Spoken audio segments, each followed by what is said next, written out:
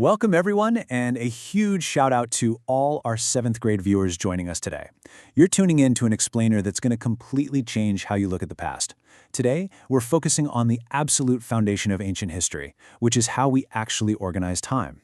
We look at history books and see these big, official-sounding eras, and we kind of just assume that's how the universe works. But today, we're unpacking the skills and tools historians use to literally build the past block by block. Okay, let's dive right into this.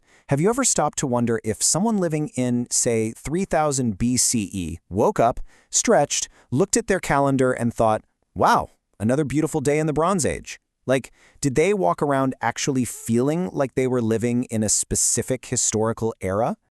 The answer is a massive, resounding nope. They had absolutely no idea. And that brings us to our first major mindbender of the day. Historical eras are not fixed natural laws. Historians actually made them up. We created these labels long after the fact to help us make sense of thousands of years of, well, chaotic, messy human events. Section 1. The Myth of Fixed Time. To really wrap our heads around this, we need to think about time in two totally different ways. First, there's natural time. The passage of days, the phases of the moon, the Earth completing a year-long orbit around the sun. That is natural. It happens whether we're here or not. But then we have invented time. Things like the Bronze Age or the Middle Ages. These are completely artificial blocks. Think of it like organizing your school life. You don't physically mutate into a different species when you go from 5th grade to 6th grade, right? But we invented a boundary called middle school to group those years together because it just makes organizing the education system way easier.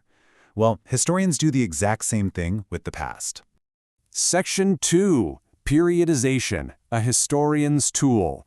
So, what do we actually call this system of organizing time? Well, we use a formal tool called periodization. Periodization is the process of dividing history into understandable, named chronological units based on shared patterns of evidence. And this brilliantly illustrates a historian's real superpower. You aren't just memorizing dates, you're organizing evidence. It's exactly like creating a playlist on your phone. You don't just organize your songs by the exact date they were released, do you? No, you group them by vibes, or genre, or tempo.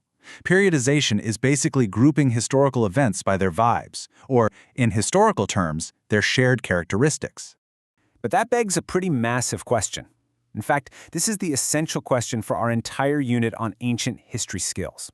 How do historians and geographers know what happened and where it mattered in the first place? I mean, you can't organize a playlist if you don't have any songs.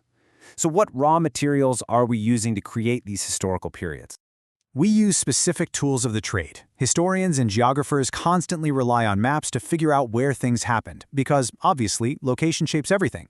We use timelines to track the exact chronology, like what happened first, second, and third. But most importantly, we use sources. We dig into primary sources, which are the raw, eyewitness pieces of evidence from the actual time, like an ancient clay tablet or a ruin.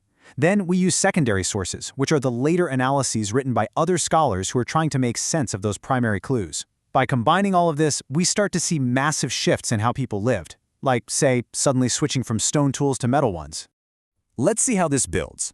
Because periodization is based on evidence, like technology, the exact same span of calendar time can actually belong to completely different ages depending on where you are in the world. Imagine Region A. It's the year 3000 BCE, and they just figured out how to forge bronze tools. Boom, they've entered their Bronze Age. But over in Region B, also in the exact same year of 3000 BCE, they're completely isolated and still using stone tools. For them, it's still the Stone Age. Time is universal, sure, but historical periods are local. They depend entirely on the evidence found in that specific place. Section 3. How we draw boundaries. So we know that these eras are invented, and we know they rely on evidence. Let's look at the exact blueprint for how historians actually pull this off. Here is your 3-step method for building history. Step 1, you plot the raw events on a timeline just as they happened chronologically.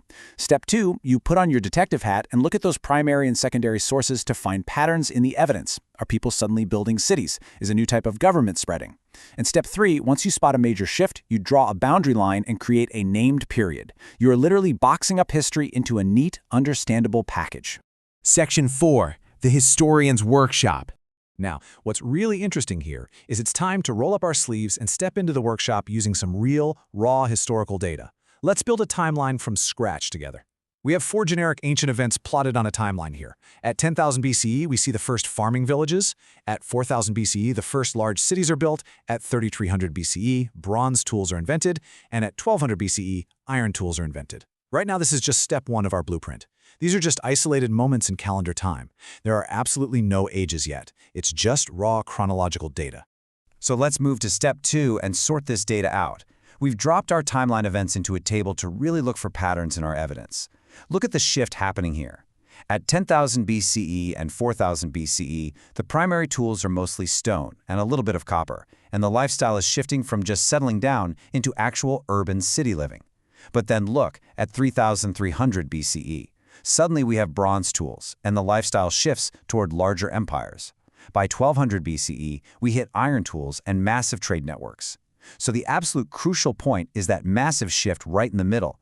We've gone from relatively simple stone-based city building to advanced metalwork and empire expansion. Which brings us directly to step 3.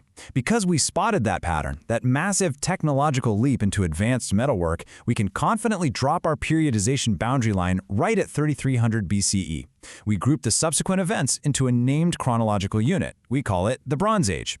Not because the universe literally changed colors in 3,300 BCE, but because the shared characteristics of the tools and lifestyle changed so drastically that it just makes sense for us to group them together to study them. We drew the line based entirely on the evidence. Section 5. You are the historian. Okay, I've shown you how the pros do it. Now I'm passing the torch to you for the final act of this explainer. Let's look at this fresh, completely uncategorized list of events for a fictional place we'll call Region X.